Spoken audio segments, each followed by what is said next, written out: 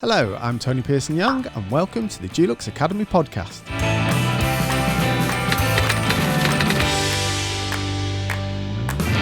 This year has been one that I don't think any of us will ever forget, one with a lot of change and uncertainty. In today's episode, we will look into how we can manage and adapt to the changes that are both within and outside of our control. Having some essential tools and tips on how best to manage change are essential skills, which is why I'm joined today by Josie Saville from 4 and 20 million, who are training specialists who help us deliver skills to helping us to adapt to change. I'm also joined by Mark Rigby, friend and colleague from the Dulux Academy. So Josie, would you like to introduce yourself and what 4 and 20 million do? We set up our business basically to unleash really the power of people. We kind of really believe that there is brilliance in all of us, and actually the journey to becoming like the best version of yourself is about building the technical skills of whatever job you do, but we kind of see that then moving to that next level is all about kind of these more deeper kind of human skills that we're talking about today. So skills that often in the training world are overlooked, but they're kind of the five skills that we go out there and teach and just help people to reach their top performance. Oh wow, I think I may learn something today as well then. Superb. And Mark, will you introduce yourself and what your background and what you do at the Dulux Academy? Hi everybody, I'm Mark Rigby and I'm one of the skills development consultants, which is a grand title for a trainer essentially with the Dulux Academy. But first and foremost, I'm a decorator. This will be my 39th year of decorating this year. So it's all I've ever done from leaving school. Went through an apprenticeship, through running my own business, being self-employed and running my own business, to eventually joining the Dulux Academy 5 years ago as one of the, as I say, the southern title of skills development consultant. I'm based up in near Wigan, up in Greater Manchester, and my role with the Academy is to deliver the training courses, but using a network of colleges around the country, so as not everybody has to travel down to our bespoke training centre at Slough. Excellent, thank you. So Mark, it's been quite a strange year to be able to deliver training or not deliver training. So how have you found that and the way it's affected you? With my role, it's been a massive change. I think the last training course I did in the college was March the 13th, I don't think just before the main lockdown occurred, colleges were already having to put some procedures in place to protect the students who were attending the colleges. And one of those first procedures that they did was to stop external visitors visiting the college. So we kind of got stopped before the lockdown actually was set in place. So I think it was March the 13th when I did my last face-to-face course. So from a working week that generally is 2 or 3 days working away from home every week at the various colleges around the country, I've basically been in sunny Wigan ever since. So it has been a massive change to how I normally work. So how have you adapted to that? Not as well as I thought, with a bit of reflection. I thought when it first started, I didn't think it was going to be a problem at all. But as the time has gone on, it has. I've started noticing changes in myself, as well as people telling me of changes. I've started noticing changes in myself that I thought I was handling things a lot better than I think I may have been, really. But it has included a lot of changes in the way we work. As you know yourself, the face-to-face courses with the lockdown were stopped at Slough as well eventually. So as we weren't allowed to do the face-to-face courses at all. So we changed over to still provide training for the decorators who were also stuck indoors with the Dulux Academy live sessions that we did. So we've been able to keep busy from a work perspective. But I think things are. I think a lot of people will realise when we start getting back to some normality, just how it has affected people. Yeah. And how's it affected you personally, Josie? All this uncertainty. Yeah, it's hard, isn't it? Now we've kind of, I feel like we've settled into this new way of living, and just listening to Mark there, thinking back to that March the 13th. That was my last day really in Manchester city centre, having a really busy day, meeting people, and suddenly, just level of interaction, human contact, social nature. It's to almost think back to that day feels quite strange now, because, I've spent so much time now in my home, and actually, our work has translated quite easily onto Zoom, but it's really not the same as being in a room, with people, kind of connecting, talking, seeing, the satisfaction that I get from my job is seeing people kind of have light bulb moments and kind of really start to like believe in themselves and their confidence. It's much harder to kind of get that energy exchange through a camera. So yeah, it's been difficult, and just been difficult. What I think the thing that I've struggled with the most is just that uncertainty of what tomorrow is. I've got 2 young children, so suddenly them not being at school and them not knowing when they'll go back to school, just the structure of normal life, of term time, of the working week and the school week and the weekend, for all that structure just to disappear, that was really difficult. And to not then be able to go, okay, we can cope with this because it'll change, it'll go back to normal in a fortnight, or it'll go back to normal in a month. Just that rolling uncertainty was the thing I think I struggled with the most. Yeah, you can't plan, can you? That's the thing. No. You say, the term time, it gives you a structure, and you can plan when you're going on holiday, when we're going to do things, when you're going to visit people. But especially in the first lockdown with no school at all, that formality of structure was taken away from us.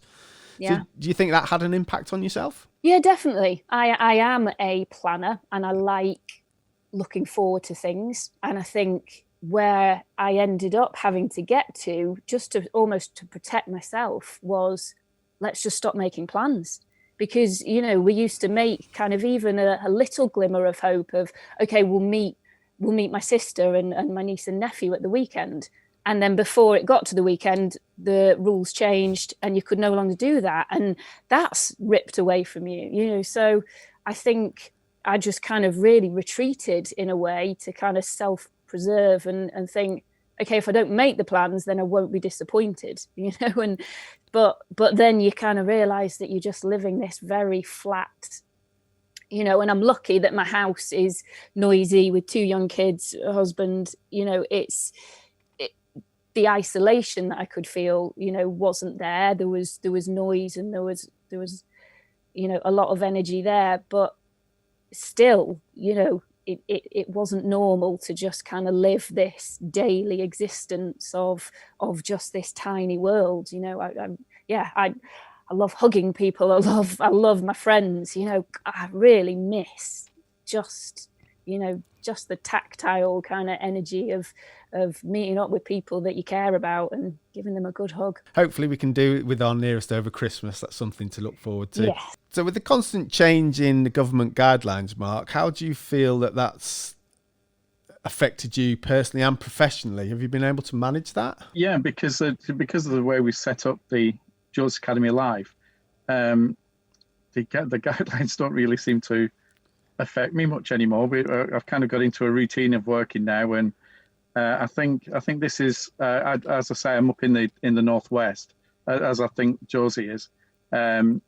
This is our 28th week of some sort of lockdown. Wow. So we are pretty much used to it up here. There was a big thing a couple of weeks ago because it had just twisted to more than half the year. So that's why we've suddenly got these weekly countdowns of how long we've been doing it. So we're just adjusting to get into a routine. I've kind of got a working day routine where I'll still get up by 7:30ish and have a shower and get changed ready for work. And Pretty lucky. Like Josie said, I've got quite a large house. It's a 5-bedroomed house, so I've managed to take one of the bedrooms, and that's a home office. So so that's my workspace. So I go up, have a shower, and have some breakfast, and then I come into work, which is coming into the office room, dressed for work, even with the academy clothing on.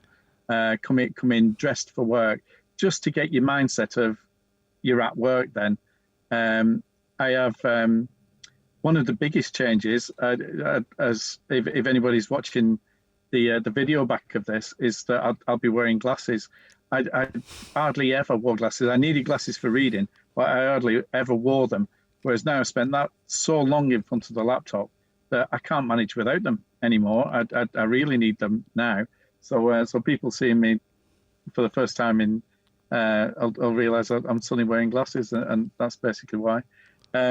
So that was a big change. But because you're spending so much time in front of the screen, I try and have regular breaks away from the room, as if you were going, when we're at Slough, we go into the kitchen area to have a coffee or whatever, and I try and do that and just sit somewhere else in the house, and take your glasses off, just to give your eyes a bit of a rest, and have a coffee, and then come back to the room. And as soon as you walk back through this door, then you're back at work. And it's just I just find it personally easier to separate, almost a separate world within the house. So I very, very rarely, it has to be something really important for me to come into this room after 5 or 6 o'clock in the evening. I'd really have to be desperate to get something out of this particular room.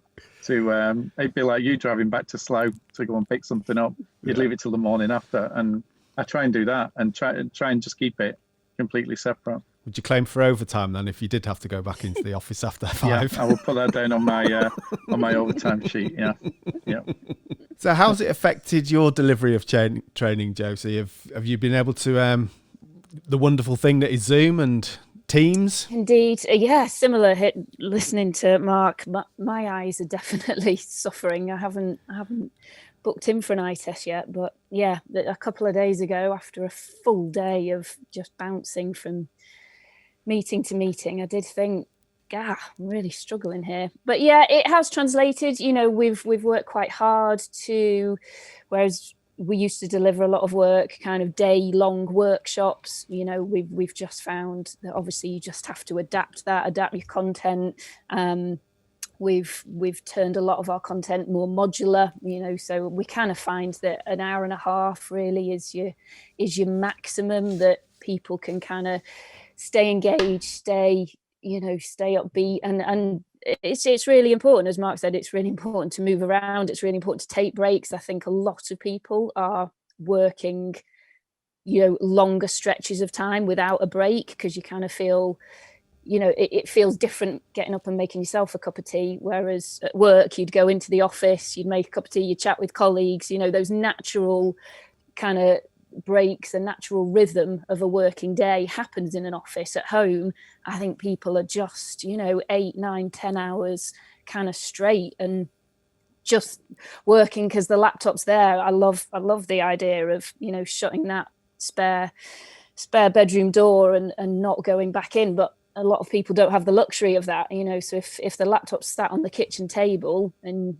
you see an email pop up at 8 p.m, it's people are jumping in, and that's not great for us, and not sustainable. So yeah, more modular work, just trying to engage with people. We do a lot of one-to-one coaching, kind of helping people, and the demand for that's really gone up. I think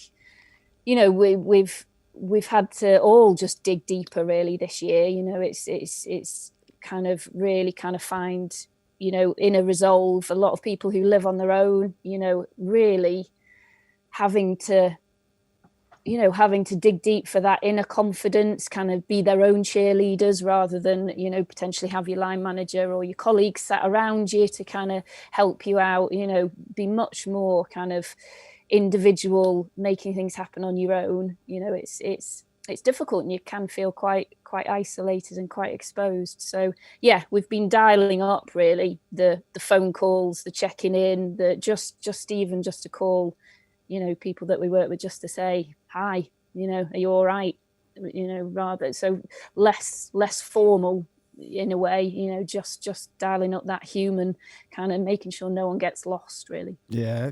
Is that one way that you think is a good way to adapt to all this change, in reaching out and supporting each other? For sure. I think, it kind of, in every office, in every workplace, there's people that you develop kind of, a real connection with, a friendship with, people that then do become friends outside of work, and you'd pick up the phone and meet and do things together. But there's a lot of people who are just colleagues, and you wouldn't ever think to pick up the phone and just say hi. You'd only reach out to them if there was a reason, can you help me with this? How are you getting on with that? Whereas I think businesses have had to realize that those natural cup of tea making moments, just coming into the office, sharing the lift up to your building, oh, what did you do at the weekend? None of that kind of dialogue is happening, and it's really important. So yeah, I think upping your levels of communication,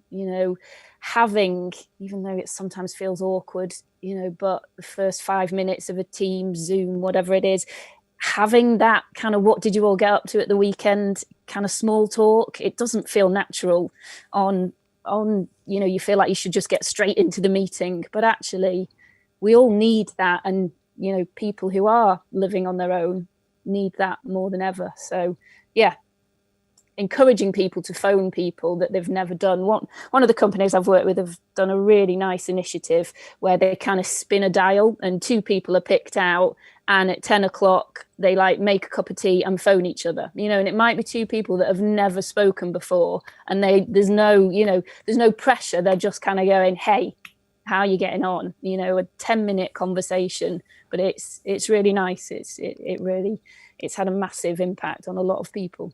Yeah, that's a nice touch. It really is. We, on our own team meetings that we have, we make sure that we do have the informal part of that conversation on a Monday morning. Hi, how was your weekend? What have you been doing? And it warms you up for the week, but it is that personal touch. And I think, yeah, it's all too easy to stay formal, but you need the friendly side to it as well. Yeah. So Mark, you've got lots of friends that are still on the tools. How have you finding that they're adapting to change? Are you still in contact with a lot of them? Yeah, still talk to quite a few of them.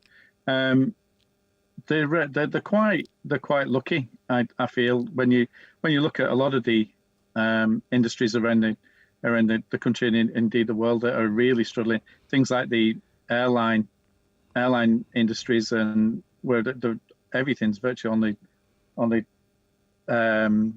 brink of collapse, then I think we're all kind of lucky. I was thinking that as I was having a little bit of a moan earlier, that really we're doing all right actually in my world. A lot of the guys are really struggling, and decorators, construction in general has been one of those industries that has kind of been looked after, in as much that they've been allowed to continue. I have a brother who has a pub, and that's a whole different. The hospitality world is a completely different outlook on what's happening at the moment. Construction industry seems to be okay. Everybody I speak to, you do kind of surround yourself with like-minded people. I think everybody's like that. A lot of the decorators I speak to are very good decorators, and the very good guys are getting busier and busier and busier. The work is just absolutely piling in, whether that's because more people are spending time at home and actually looking around the rooms and thinking this is getting a bit tired, or it's time we did this. So they spend that much time in it that they're ready for a change. Whether that's got something to do with it, or the fact that people haven't been able to maybe not go on holiday or not be going out to the restaurants and pubs at weekends. The guys who are still working and they've got that money coming in, it's just building up in the bank, and people have suddenly got one section of society has suddenly got more disposable income than they've perhaps ever had because of that. They've had a kind of enforced savings plan put onto them. So So whether there's a little bit more money available in certain sections of society, and that's a help as far as doing it. I'm not too sure, but everybody seems to be really busy. The guys I speak to.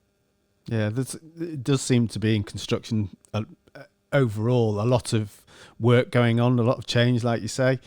Are you finding your workload might be busier now because people are looking at what they do and how they do things, Josie? Yeah, definitely. As I say, so kind of the skills that we train are the more human skills, and I think this year has shown that you can be technically the best decorator in the world, you can be technically the best accountant, lawyer, but actually the skills that we've all had to lean on today are the skills of self-awareness, of collaboration, of leadership, of resilience. And that's what we focus on. We don't teach any of the technical things. So the things that there's definitely been almost a shift in, some people call the skills that we teach like the soft skills, and with that sort of implies that they're a nice to have, rather than a critical. And we've always kind of said that they are actually like collaboration. If you get the best decorators in a room together, actually if they can't combine their skills and produce something brilliant, then it doesn't work. So we've always kind of said that they are absolutely vital, but I think this year has really, really elevated them. And people have really struggled and have really needed the support of, how do I lead a team now that I'm not sat with them, every week? How do I boost confidence of people, that normally I'd sit next to them and show them the way and hold their hand in that sense. So everything's shifted really, and it has elevated the need for learning how to be a good human in a way, learning how to look out for people, put more intentional effort into keeping us all connected. Yeah, so we're all adapting to these changes, aren't we? So what kind of skills do you teach to help us to adapt to these changes? A really important point is perspective. I think Mark touched on it before, that you can always choose your perspective and you can always kind of challenge it. So in times where you're feeling like, oh God, I can't cope with any more changes, we can kind of pull back and go, well, hang on, there's a lot to be thankful for. There's a lot, to be grateful for. You can look at other people around you who are having a tougher time and, just build a bit of resilience through that. But I think as well, you can kind of challenge yourself to see all of these changes as an opportunity. So, you can either choose to go, oh God, I can't do this. I can't kind of cope with any more of this, and kind of spend time and energy kind of in that circle. Or you can kind of recognize that all of these curveballs that we're fighting at the moment are actually a huge opportunity for us all to grow, for us all to learn, for us all to build resilience. Kind of the more that you face challenges and the more that you tackle problems that are worrying you, the more that you kind of move forward in life. And that's almost where resilience comes from. We all know the feeling of if something's worrying you and you bury your head and you just push it to the side and it builds and it builds and it builds and it builds. And the second that you just do something to tackle it, you're like, man, why didn't I do that weeks ago? It's never as unsurmountable as we sometimes feel things are. And actually the most resilient people draw on experience of going, well, last month I had that change and I dealt with it and I'm here now and we're all right, so I can deal with this again.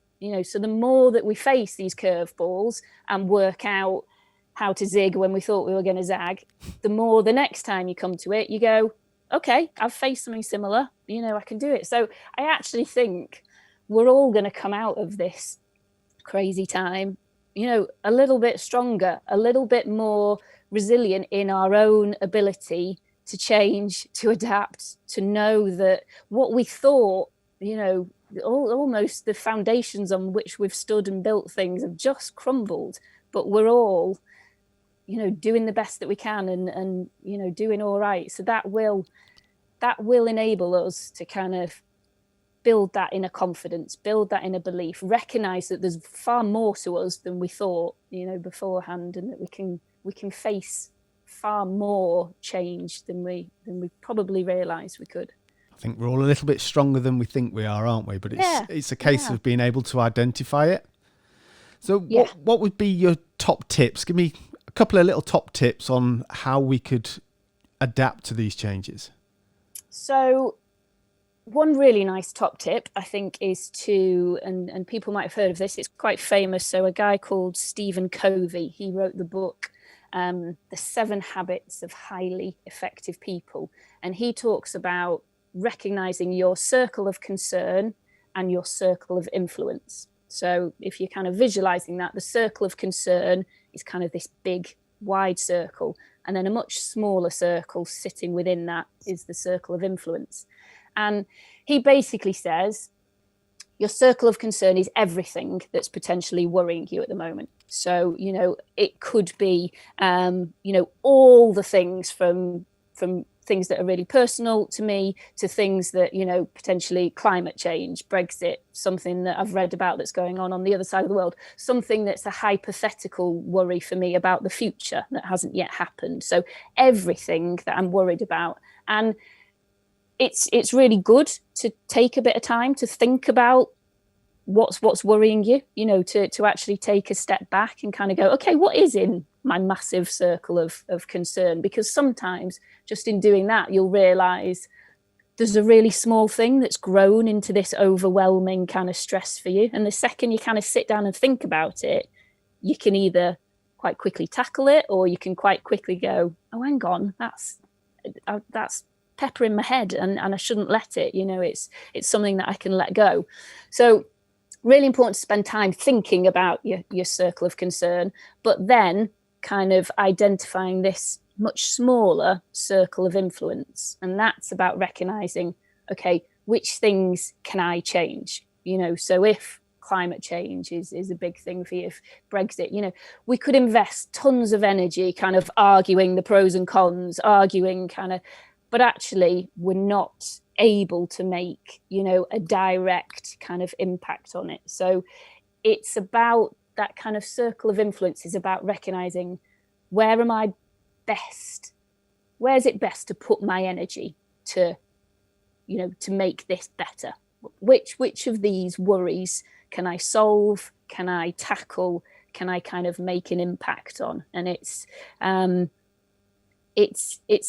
about recognizing that humans are at our best when we're kind of tackling problems, when we're solving things, when we're jumping hurdles and we're moving forward. We don't actually like an easy life. We kind of don't, that doesn't sit naturally with us. We love a challenge. We love a forward momentum. We love that feeling of, smashing through the barriers. So identifying the things that you can have a positive impact on is a really nice exercise to kind of go, okay, that's stressing me. What's the next step that I can take that's going to help me to make that better, and kind of jumping in and doing it. So it's a really good one. That's a really good visualization. And I'd encourage everyone to, even though the pace of our lives have slowed, I think we're not very good at, just sitting down and taking 5-10 minutes to kind of go, okay, what's this dialogue in my head? What's it actually saying? What's it talking? This internal monologue that we have that just chat.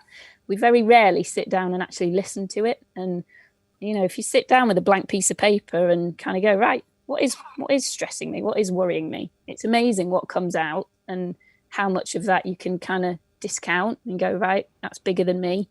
But how much of it, can I tackle? And yeah, it's a good exercise.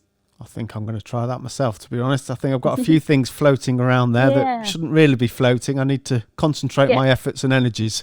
So, cool. Thank you. Mark, with all this change, we quite naturally sometimes look at the negative side of things, but for you, what's been a positive with all the change of late? Like Josie said, the part of the excitement and the part of our reason for being was doing the face-to-face courses where you'd talk about something in the classroom, but then you'd go through to the workshop and do the practical elements of the course, and seeing people who've never even touched a piece of wallpaper before and suddenly be able to stick it on a wall, or they'd never dipped a brush in paint before and they get to do it.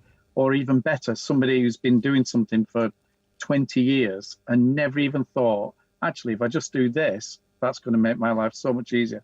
And when you see those light bulb moments in the guys, when they've got the tools in their hands, and you realize you're suddenly either changing the way somebody's working, or you're giving somebody the tools that are actually going to enable them to go out and make money from that and put food on the table. That's our reason for being. That's why we do what we do. That's our reward for doing it.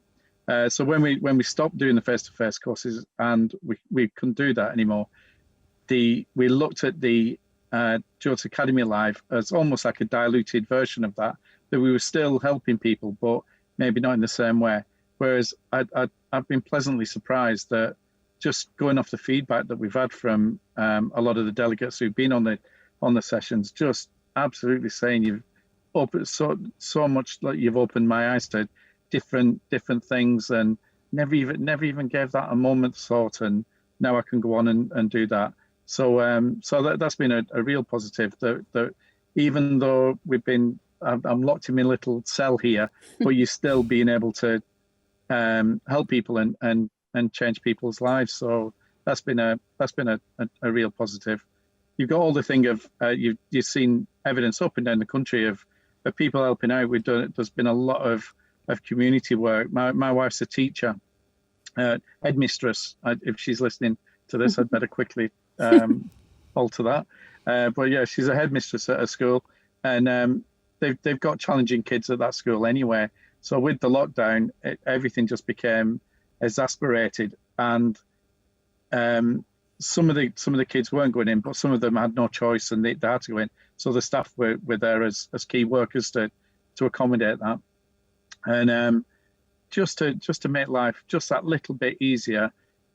We were able to take one of the smaller classrooms and turn it into a library room for them.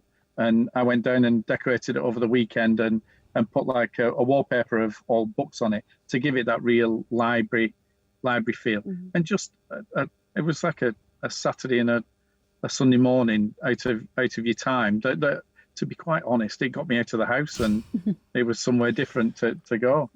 So it was just a nothing thing for me really, but it made a massive change to other people's lives. So I think just a lot of those little things. If you get the opportunity that somebody just needs a bit of a helping hand, or as Josie said, even if it's just a phone call, and just help somebody along, it does go a long way. So I think it doesn't have to be huge positives. Just even the little things can make a massive difference. And on to our regular feature, Tools of the Trade. We normally ask our decorators what's that one tool that they can't do without for their day job, but as things are slightly different today, it won't be a sander or a paintbrush, Josie, but what's that kind of one tool or that bit of mindset, something that you need to take with you that supports you through the day? I would say kindness. So I would say kindness to myself, because it's been a time where everything that we know has disappeared. And, at one point I was trying to teach my two kids and keep my business running and, keep my level of service towards my clients. And it was awful. But I just had to keep telling myself, be kind to myself. I'm doing what I can. I'm doing the best I can. I was a dreadful teacher, but I was the best, that I could be. And I think, when times are tough, the worst thing that we can do is let that negative voice kind of knock us further down. You know, the more that we can say, you know, we're doing all right, we're doing the best that we can. So kindness to yourself, but then massively kindness to others. You know, I think resilience builds from a place of positivity, you know, and we get through times like this through, you know, spotting the small positives. As Mark just said, it doesn't have to be big gestures, just small things. And I think we've seen the magic of that across the last 9 months. You know, we've seen the best of humans really come out. And when you strip everything back, it massively just comes down to kindness. And, you know, I love the idea that kindness is this hugely contagious kind of energy that you can put out there in the world. So studies show that if you're kind, you know, to a stranger that you come across, they're far more likely to then pass on that kindness to a stranger that they meet. You know, we can really influence kind of just the energy that we put out there. But I think, you know, when times are tough, just being kind to yourself, but also just working hard to elevate the positivity that you can put out into the world is massive. Oh, cool. I love it when people come up with something that's non-physical and what it means. It's a lovely thing. But kindness, no, I like that a lot. Thank you. And Mark, yourself, I know you don't use the dust-free sanders so much now, but what's your tool? I was going to say kindness, generosity and charity, but Josie beat me to it. So in the interest of balance, I'll pick something material instead. Been decorating for so long that I've seen some unbelievable changes that anybody coming into the trade now just wouldn't really appreciate. Things like Tony just mentioned, the dust-free extracting mechanical sanders that just improve your work so much that it really is a tool that you can't be without. The change in the technology of paint sprayers has been huge over the time I've been decorating. Even filling, we didn't even have cork when I started decorating. So even just something as simple as cork that everybody takes for granted has been a massive change that I've seen during the time. Rather than something I couldn't do without, I'm going to pick my favourite tool. This is a section of the podcast that I've listened to a lot, and I've heard what other people have been picking. And my favourite tool is a bullfinch blow lamp. I don't even use the bullfinch blow lamp anymore. I couldn't tell you when I last used it. But the reason I pick it as my favourite tool is because on the very day that my apprenticeship finished, the guy who I served my apprenticeship with bought me this bullfinch blow lamp. And I've used it many times over the years. Like I said, we don't tend to use it now. We tend to strip paint with liquid strippers or abrasives more these days. But it just reminds me of the guy who gave it to me. So it's my prized possession of tool because it reminds me of the guy that put me on the path and showed me many of the skills that I still use today. And that's sadly passed now, and that's the only thing I've really got that reminds me of him. So I would put that down as my favourite tool. So I just want to say thank you very much for joining us today. Thank you, Josie, for finding a bit of time in your busy schedule, and thank you, Mark, for joining us today. And I wish you all the very best. I think my reflection will be that change is always going to happen, but it's up to us. It's our choice about how we're going to deal with it. So give yourself 5 minutes. Take a little bit of time to reflect about that change and how we're going to move forward. That's all for this week. I'll be back next week when we're getting into some festive fun. So come along and join us for our podcast party, and we'll reflect on all the positives and the fun that we've had in what has been a very strange year. Take care and stay safe.